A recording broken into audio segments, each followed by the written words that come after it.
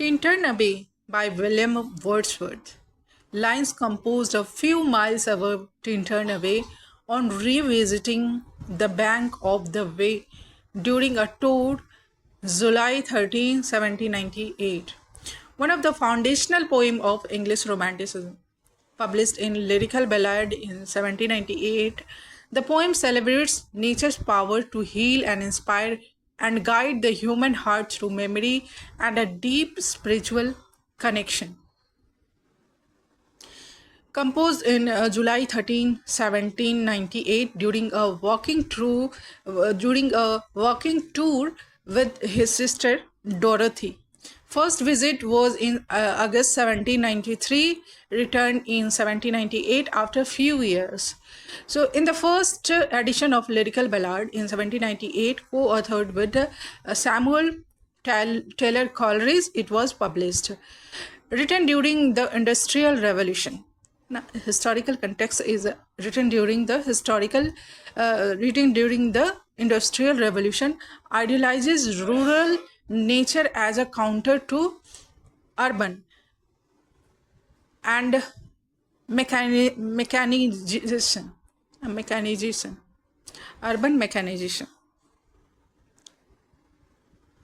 Literary significance is a peak of Wordsworth's early creative period, marks the essence of romantic philosophy, nature, memory, emotion, and imagination.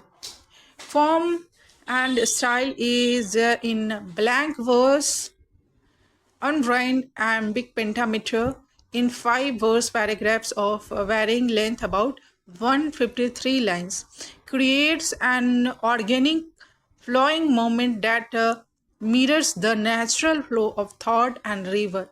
Enjambment and variable, says Kaiser, produce waves like meditative rhyme. A conversation poem reflects intimate and deeply personal, rich in imagery, apostrophe, and philosophical insights. So let's discuss the section-wise summary.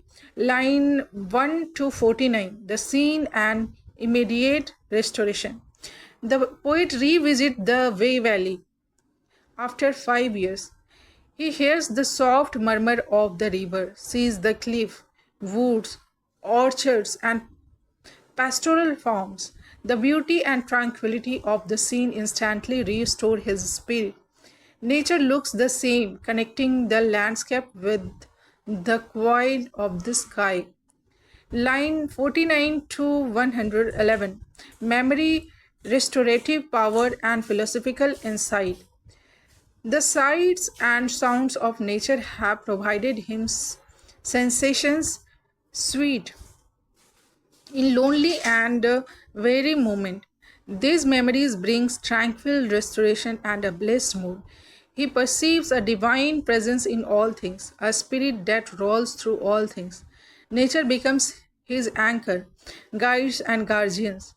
He now hears the still sad music of humanity and understand life more deeply.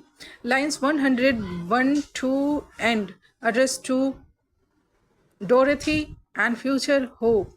Turning to his sister Dorothy, the poet prays that nature will guide and protect her through life. He believes she will find joy, peace, and strength in nature, even in time of sorrow and solitude.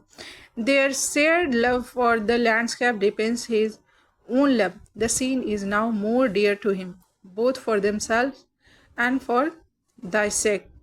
Literary devices and style, imagery, vivid sensory images, sight, sound, touch, creates a living natural world. Personification, nature is a nurse, guide, guardian. The Wey is addressed as a living presence. Enjambment, lines flow smoothly, mirroring the moment of thought and river. Antithesis and contrast, youth versus maturity, urban den versus rural place, loss versus recompense, apostrophe, direct address to Wey and to Dorothy adds intimacy and depth. Key quotation is 5 years have passed, 5 summer with the length of 5 long winter. Opening marks the passage of time. Sensations sweets felt in blood and felt along the earth.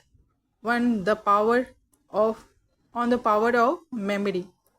We are laid asleep in body and becomes a living soul, the blessed mood of union with nature, a sense sublime of something far more deeply interfused, a motion and a spirit that impels all thinking things and roll through all things, nature as divine spirit, the anchor of my purest thoughts, the nurse, the guide, the guardian of my heart and soul of all my moral being. Nature's moral and spiritual role.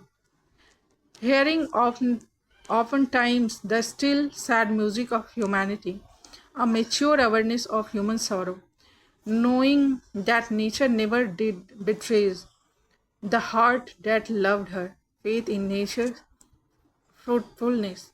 These steep woods and lofty cliffs and this green pastoral landscape were to me more dearer both themselves and both thy sea, the closing declaration of love. The poem movement is from past 1793, youthful passion, nature as exciting and sensory. Present 1798, mature reflection, nature as spiritual and restorative.